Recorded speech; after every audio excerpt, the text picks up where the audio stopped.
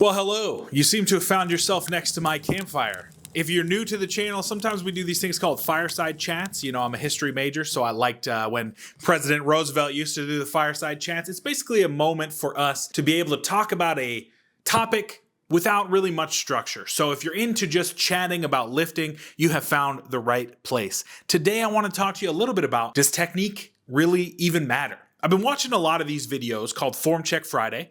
If you know me, you know I like Calgary Barbell. I like the content they put out. And they do a series called Form Check Friday, which is a very valuable series, I think, in the world of powerlifting. Because Bryce, a very talented and experienced powerlifting coach, and sometimes a guest, will critique user-submitted videos to try and help reach technical nirvana, for lack of a better word. In a recent episode, there was a discussion about whether or not there's too much technical information out there. You know, we live in a world now where you have every piece of information imaginable in your pocket if you have a smartphone. And if not, then at your desktop computer, you can look up everything. So if you extrapolate that to the sport of powerlifting, there's never a moment where you can say, am I doing this correctly, and not find the answer almost immediately. Now, this sounds like a great thing, and I think generally it is a really good thing because we are now in an environment where you can join the sport of powerlifting without having to worry about being so technically improficient, is that even a word? So technically bad that you're going to hurt yourself.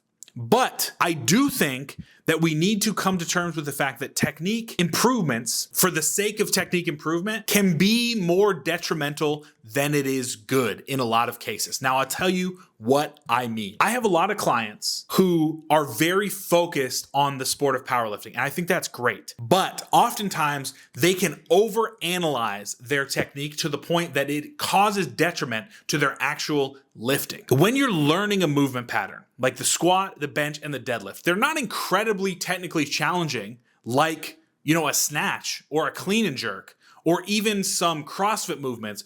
It's not gymnastics. You don't have to completely understand the proprioceptive nature of your body in space. We've been squatting since we were born.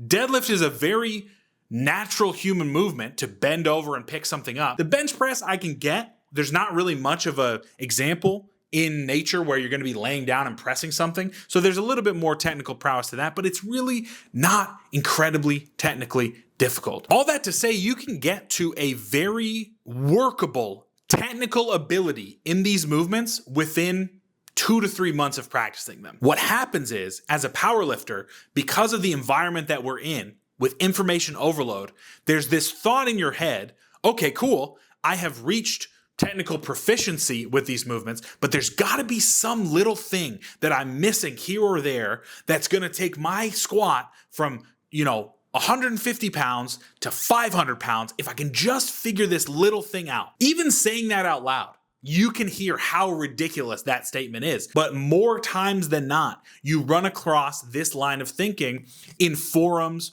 or on Form Check Friday videos or any Form Check videos where people think that a slight technical fix is going to be the difference between, them bombing out of a meet and setting a world record. That is never ever going to happen. There is no technical cue or tweak that is going to make up for the fact that you actually have to get stronger in order to continue to put up numbers. At the end of the day, this is not so much a technical sport as it is a sport of overloading and increasing strength over time. Of course, we want to be technically sound, but we cannot be technically obsessed. So then what in the world does it mean to be technically sound? I think, it differs from person to person, but there is definitely a schema that a lot of human beings can fit in. If you have a natural movement pattern, if you're not dealing with any physical disabilities, there is a broad range of good technique.